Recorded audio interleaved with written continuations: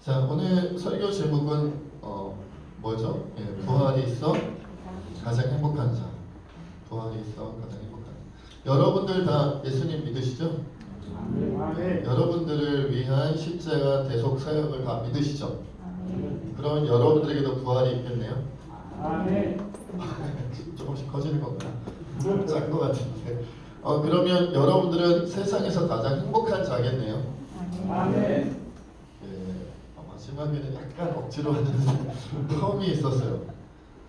당연하다고 생각합니다. 왜냐하면 내가 부활을 믿는 거 맞고, 왜냐하면 예수님 믿으니까 예수님 십자가 부활 믿는 거 맞는데, 내가 정말 그러면 세상에서 가장 행복한 자냐 라고 물으면 그거는 그렇게 대답해야 될 것 같지만 아니잖아요. 아니죠? 벌써 표정들이 그렇게 안 행복해 보이시는데 제가 주중에 여러분들 뵌 분들도 있는데 물론 행복해 보이시는 분들도 있지만 그렇게 행복하지 않거나 오히려 불행하거나 조금 우울해 보이는 분들이 많아요. 그게 사실이죠. 사실이에요. 저도 그럴 때가 많이 있고요. 그래서 오늘 설교 제목을 잘못 잡은 것 같은데 오늘 설교를 듣다 보면 여러분들이 가장 행복한 자구나라는 것이 느껴지시고 체험되어 주시기를 주의 이름으로 축원해 드립니다. 그리스도인들에게 있어서 예수님을 믿고 성경을 믿는 그리스도인들에게 있어서 가장 큰 소망이 있다면 뭘까요? 부활과 영생이죠. 천국에서의 영생. 그러니까 천국에서의 영생이 저에게 있어서는 가장 큰 소망이고 여러분들에게도 마찬가지일 거예요. 그렇죠? 죄사함 받은 거 기쁘고 감사한 일이지만 그것보다는 천국에서 영원토록 영생을 누린다. 그곳이 천국이다. 이것이 우리에게 가장 큰 소망이잖아요. 그렇죠? 그런데 그 영생으로 들어가는 입구가 무엇이 연결이 되어져 있어요? 부활이 연결이 되어져 있어요. 부활하지 않으면 영생으로 이어지지 못해요. 그러니까 결국 부활은 무엇의 입구다? 천국으로 영생으로 이어지는 입구와 같은 역할을 한단 말이에요. 그러니까 가장 큰 소망의 입구에 부활이 있다는 것이죠. 부활이 있다. 그런데 그러니까 아까도 말씀드렸던 것처럼 가장 큰 소망의 입구에 우리가 지금 이미 다다랐으니까 기뻐야 되고 감사해야 되고 행복해야 되는데 행복하지 않다는 거예요. 그런데 이것이 오늘날 우리에게만 나타나는 현상이 아니라 과거에도 있었어요. 과거에도. 예전에도 있었단 말이에요. 예수님 시대 그리고 사도들의 시대에도 초대교회 시대에도 있었단 말이죠. 오늘 본문에 보면 심지어 교회 교인들 가운데 죽은 자의 부활이 없다고 주장하는 사람들이 있었다는 사실을 알게 됩니다. 오늘 12절 13절 말씀 함께 읽겠습니다. 시작. 그리스도께서 죽은 자 가운데서 다시 살아나셨다 선포하되었노니 너희 중에서 어떤 사람들은 저자의 죽은 자 가운데서 부활이 없다 하느냐. 만일 죽은 자의 부활이 없으면 그리스도도 다시 살아나지 못하셨습니다. 고린도 교회 교인들 중에 죽은 자의 부활이 없다고 믿는 사람들이 많았다는 거예요. 그러면 그들은 예수님을 안 믿었느냐? 믿었단 말이죠. 십자가 대속사역을 믿었느냐? 믿었으니까 교회 다니죠. 믿었으니까 그리스도인 된 거예요. 그런데 부활을 못 믿겠다. 죽은 자의 부활을 못 믿겠다고 하는 거예요. 그래서 사도 바울 선생님은 그거 못 믿으면 그리스도인 아니야 라고 그런 의미에서 14절 15절 말씀하셨어요. 우리 함께 다시 읽겠습니다. 14절 15절입니다. 시작. 그리스도께서 만일 다시 살아나지 못하셨으면 우리가 전파하는 것도 것이요 또 너희 믿음도 것이며 또 우리가 하나님의 거짓 증인으로 발견되리니 우리가 하나님이 그리스도를 다시 살리셨다고 증언하였습니다. 만일 죽은 자가 다시 살아나는 일이 없으면 하나님이 그리스도를 다시 살리지 아니하셨으리라. 강력하게 보세요. 만약 부활이 없으면 너희 믿는 거 다 헛것이야. 가짜가 되는 거야. 그리고 우리 거짓 증인이 되는 거야. 우리 다 가짜 되는 거니까 그렇게 부활이 없다고 생각하면 안 돼라고 사도 바울 선생님을 통해서 하나님께서 강력하게 말씀하셨단 말이에요. 고린도 교회 교회들에게. 다시 말씀드리지만 교회 밖에 있는 사람들이 아니에요. 교회 다니는 사람들 가운데 그것도 요즘 교회가 아니잖아요. 초대교회. 예수님 승천하신 지 얼마 안 된 사도들이 아직도 그렇죠? 생존에 있는 사람들이 있는 그런 시대 가운데 뭐가 있었다는 거예요? 부활을 못 믿는 사람들이 있었다는 거예요. 부활을 못 믿는 사람들. 이게 어찌된 일을 왜 교회 안에 그런 사람들이 생겼을까요? 여러분들 가운데 부활 안 믿는 교인 있으세요? 오른손 들어보세요. 저 왼손 들었습니다. 저는 그렇기 때문에 다행히 아무도 없으니까 다행인데 고린도 교회에는 여러분 한두 명밖에 없는데 사도 바울 선생님이 이 말씀을 하셨을까요? 아니요. 그런 사람이 생각보다 많은 거예요. 부활을 못 믿는 사람이 생각보다 많은 거예요. 그래서 당부하듯이 이 말씀을 하셨는데 그럼 왜 이런 일이 생겼냐는 거예요. 왜 이런 일이 생겼냐. 사실 초대교회에는 어떤 현상이 있었냐면 헬라 철학의 그러니까 아무래도 이제 그 이스라엘을 벗어나서 그 지역 주변들까지도 소위 말하면 오늘날로 말하면 해외 선교가 이루어지다 보니까 헬라 지역에까지도 이제 복음이 전해지다 보니까 복음이 헬라 지역 사람들을 변화시키고 그들을 주의 복음 가운데로 예수님께로 인도하는 것뿐만 아니라 교회 안에 헬라 철학의 영향까지도 들어왔어요. 서로 주고받게 된 거죠. 서로 주고받게 된. 그러면서 어떤 사상이 들어왔냐면 영혼과 육신의 이원론이 들어왔어요. 영혼과 육신. 그러니까 헬라 철학의 영향이거든요. 그러니까 이 사람들이 생각하는 건 뭐냐면 영혼은 선하고 귀하고 영원하다. 영혼이다. 육체는 한시적. 죽음이 임하면은 끝나잖아요. 썩잖아요. 그러니까 육체는 한시적이면서 악하고 더럽다. 이런 식으로 주장을 했어요. 이원론으로 생각했다면 육신과 영혼을. 여러분들도 생각하시죠? 천국에 여러분 영혼이 가잖아요. 그렇죠? 우리가 영혼 구원해야 된다 그러죠. 영혼 구원해야 된다. 영혼 구원해야 된다 그러잖아요. 그렇죠? 그러니까 천국에는 영혼이 가는 거죠. 이게 헬라 철학의 영향이에요. 여러분 우리의 영혼과 육체가 같이 천국 가는 거예요. 왜? 몸이 부활. 근데 우리가 은연 중에 사실 저도 그렇게 표현할 때가 많고 여러분들도 아무 의심 없이 영혼 구원 몸의 구원에 대해서는 생각 안 하고 몸의 부활에 대해서는 생각 안 하는 경향이 많이 있다는 거죠. 이것이 언제부터? 이미 예수님 시대부터 있었다는 거예요. 예수님 시대부터. 그러니까 문제는 뭐예요? 나중에 인간이 죽으면 영혼은 남아있지만 육체는 죽어 썩어지고 없어진다. 육체가 다시 부활하는 몸의 부활은 없다라고 믿는 교인들이 생겨났다는 거예요. 왜? 헬라 철학의 영향을 받아서.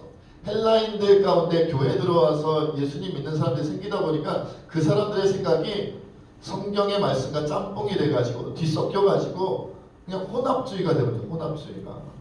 근데 이것이 뭐가 문제냐? 몸이 부활을 하든 영혼이 부활을 하든 천국에 몸이 가든 영혼이 가든 둘 다 가든 그냥 잘 믿으면 되는 거 아니에요? 그러면 아무 문제가 없었으면 이런 일이 안 생겼겠죠. 말씀이 없었을 텐데 이런 문제가 생겼습니다. 우리 32절 말씀 고린도전서 15장 32절 말씀 함께 읽어볼게요.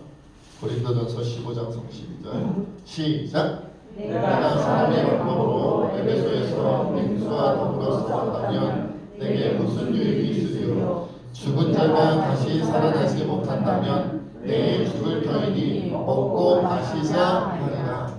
앞에 맹수와 싸웠다는 지우세요. 맹수와 싸운 건 상관이 없고요. 그 뒤에 죽은 자가 다시 살아나지 못한다면 내일 죽을 터이니 먹고 마시자 하리라고 했다는 거예요. 이어서 33절, 34절도 이어서 읽어볼게요. 속지 말라. 악한 동무들은 선한 행실을 더럽히나니 깨어 의를 행하고 죄를 짓지 말라. 하나님을 알지 못하는 자가 있기로 내가 너희를 부끄럽게 하기 위하여 말하라. 이 말이 뭐냐 이런 거예요. 영혼은 원래 선하고 영원하다 그랬죠. 육체는 악하고 더럽다 그랬죠. 한시적이라 그랬죠. 이렇게 믿으니까. 그런데 그 헬라 철학 가운데 어떤 내용도 들어가 있었냐면 영혼을 둘러싸고 있는 인간이 가지고 있는 감각들, 오감이라 그러잖아요. 시각도 있고 청각도 있고 촉각도 있고 후각도 있고 이 오감이 뭘 하는 거예요? 느낌을 가지고 살아가잖아요. 여러분 시각이 없이 살아가면 어떻겠습니까? 청각이 없이 살아간다면요. 미각이 없다면 안 됩니다. 오늘 점심도 맛있는 거 준비하시는 것 같은데 미각이 없으면 먹어봐야 씹어봐야 못 느낄 거 아니에요. 그렇죠? 촉각이 있고 4개 얘기한 것 같은데 뭐가 하나 빠졌어요. 아무튼 5가지 오감이 있으니까 우리가 살아갈 때 느낌이라는 걸 느끼면서 살아가잖아요. 그렇죠? 맛을 느끼면서 살아가는 거 아니에요. 그런데 영혼을 둘러싸고 있는 감각은 이 세상에 자연이 부여한 것으로 생각했어요. 그래서 죽음 이후에 무덤 너머에서는 뭐가 없다? 감각을 즐길 수 없다는 사상이 있어요. 그러니까 영혼은 영원히 사는데 영원히 살지만 몸이 느끼는 감각은 느낀다 못 느낀다? 못 느낀다고 생각한 거예요. 그러니까 천국 가도 오감에 대한 감각이 없는 거예요. 우리가 혹시 천국에 간다 할지라도 영혼이 살아남아서 육체는 죽고 썩어지고 영혼은 살아서 천국에 가더라도 그냥 뭐예요? 밋밋하게 사는 거죠.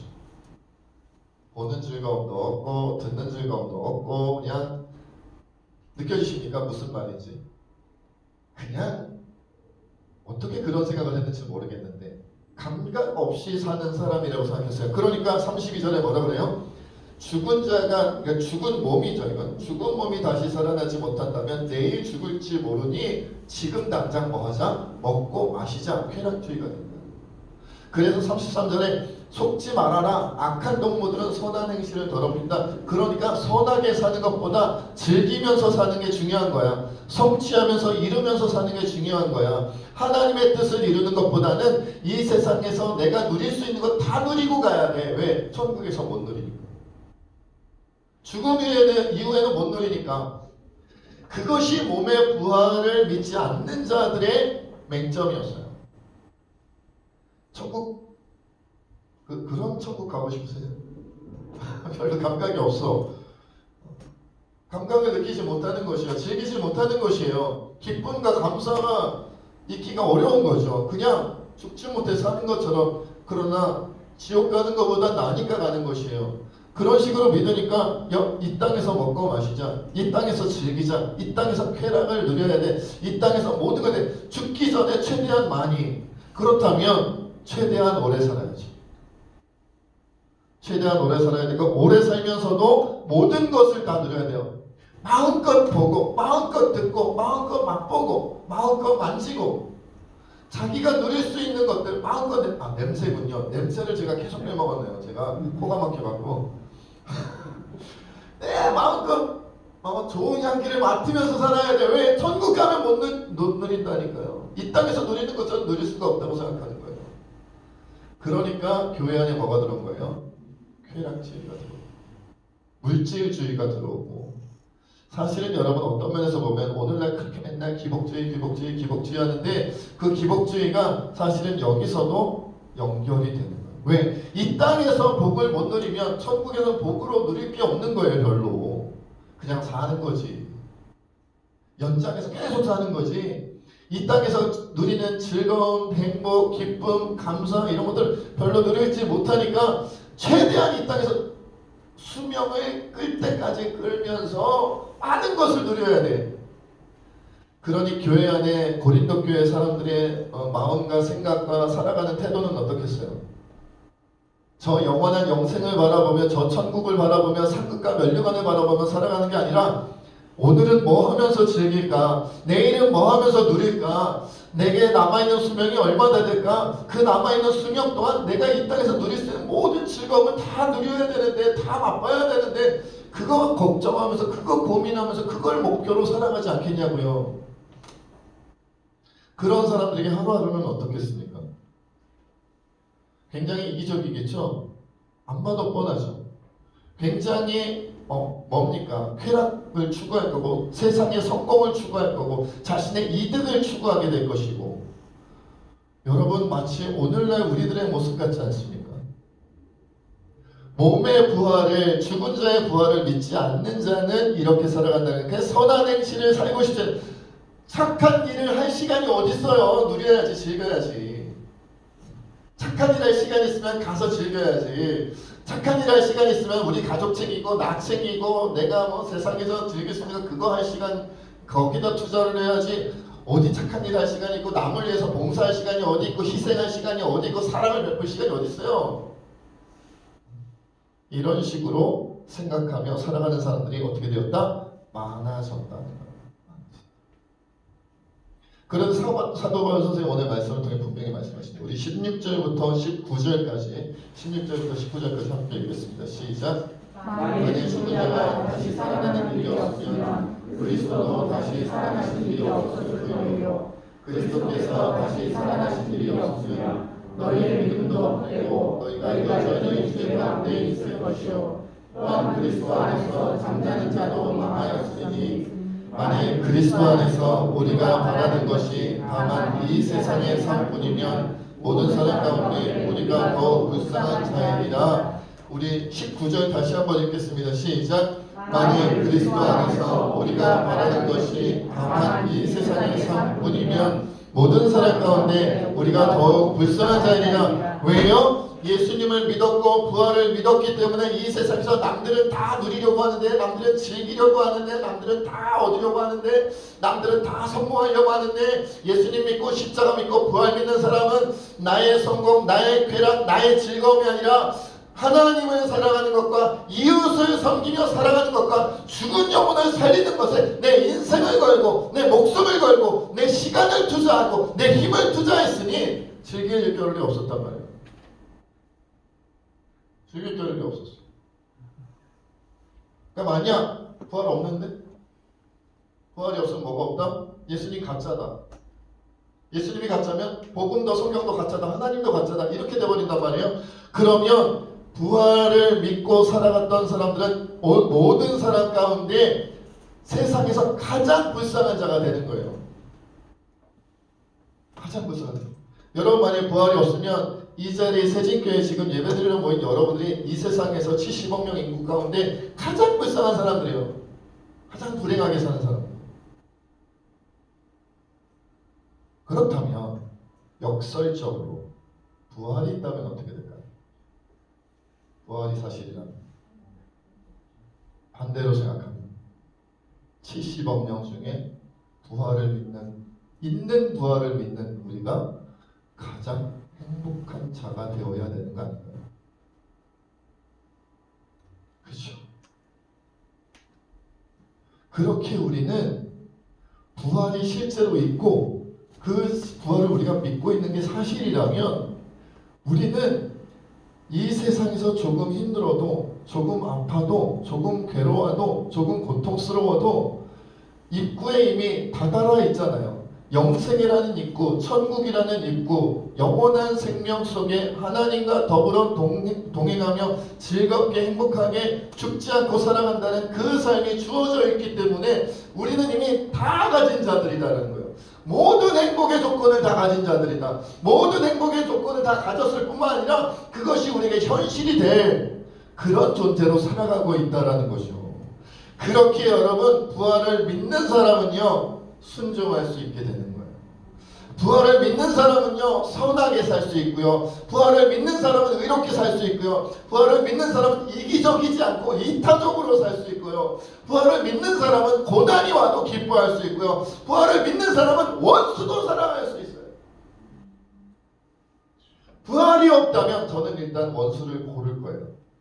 1번 2번 누구, 그때 내가 10대 때 나를 괴롭혔던 누구, 20대 때 나를 눈물 짓게 했던 누구, 3번 30대 때 나를 배반했던 누구, 4번 40대 때 내 돈 뜯어먹은 돈 떼먹은 누구. 생각해보니까 돈 떼먹은 사람 별로 없는 것 같은데 여러분들은 있죠? 다섯 번째 나를 외면했던 누구, 내가 힘들고 어려워서 도움을 주인 나를 외면했던 누구 다 있을 거 아니에요. 원수 1번 2번 3번 4번 5번 나를 오해하게 만들고 나를 헐뜯었고 없는 말 지어서 사람들로 하여금 나를 따돌리게 했고 이런 일들 많을 거 아니에요. 날 때린 사람, 날 욕한 사람, 날 고발한 사람, 고소한 사람 얼마나 많겠어. 그렇죠? 그 수많은 원수들 부활이 없으면 그냥 고발 전쟁 다 그냥 서로 그냥 교회 나올 필요도 없어요. 왜? 부활이 없는데. 부활이 없는데 예배드릴 필요도 없지.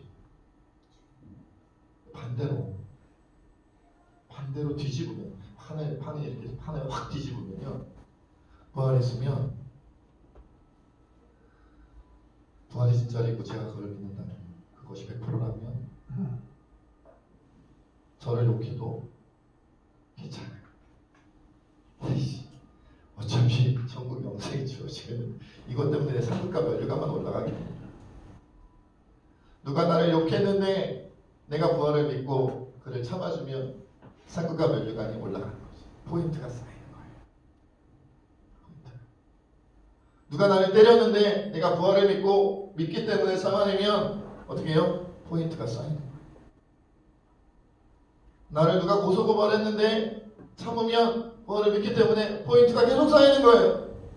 계속 쌓입니다. 그러니까 그때부터는 뭐가 됩니까? 누가 나를 욕하면 좋은 거죠. 이야, 이거 참아내기만 하면 포인트가 쌓이네. 누가 나를 때리면 좋은 거예요. 이거 포인트 막 쌓인다. 더 세게 때려라, 더 세게 때려라. 왜? 포인트가 더 크게 올라갈 테니까 막 업그레이드 막 쭉쭉쭉 올라갑니다. 그렇죠? 그러다가 진짜 나를 누가 예수님 때문에 혹은 이웃을 살리려고, 그 생명을 살리려고 애썼는데 누가 나를 죽이기까지 한다면 대박, 그보다 더 큰 포인트가 없어. 그런 자들을 뭐라 우리가 부르냐면 순교자라고 부릅니다. 제가 주기철 목사님, 손양원 목사님 생각할 때마다 부러운 것은 그들은 순교자였기 때문에, 제 인생 평생을 하나님과 이웃을 위해 헌신하여 산다 할지라도 목숨까지 내어놓지는 못하였기에 그분들의 포인트에는 못 다다를 거 아니에요. 12 사도들의 포인트에는 못 다다를 거 아니에요. 왜냐하면 그들은 순교자니까. 그러니까 순교자의 정신으로는 살아야겠다 이런 거지. 순교자의 정신으로 살아야겠다. 조금이라도 포인트를 올려야지. 그래야 저 주님의 나라에서 영원토록 빛나며 살아갈 거 아니겠습니까? 그렇게 부활을 믿으면요, 내 인생의 판이 뒤집힙니다. 인생. 그렇듯이 항상 적절할 때 하늘에서 쌓인 책책책 맞다라 그런 거죠. 맞다. 여러분, 그렇게 오늘부터 우리가 그렇게 기도하며 살았으면 좋겠어요. 주님, 제가 부활을 믿습니까? 그러면 행복을 느끼게 하여 주시옵소서. 제가 부활을 믿습니까? 고통 속에서 자랑스러워하게 하여 주옵소서. 제가 부활을 믿습니까? 고난 속에서 찬양하게 하여 주시옵소서. 우리 이 시간 함께 하나님 앞에 기도하며 나가기를 원합니다. 주여, 제가 부활을 믿는 자답게 살아가게 하여 주시옵소서. 그리하여 기쁘며 감사하며 행복하며 찬양하며 살게 하여 주시옵소서. 함께 기도하겠습니다. 아버지 하나님, 우리가 주님 앞에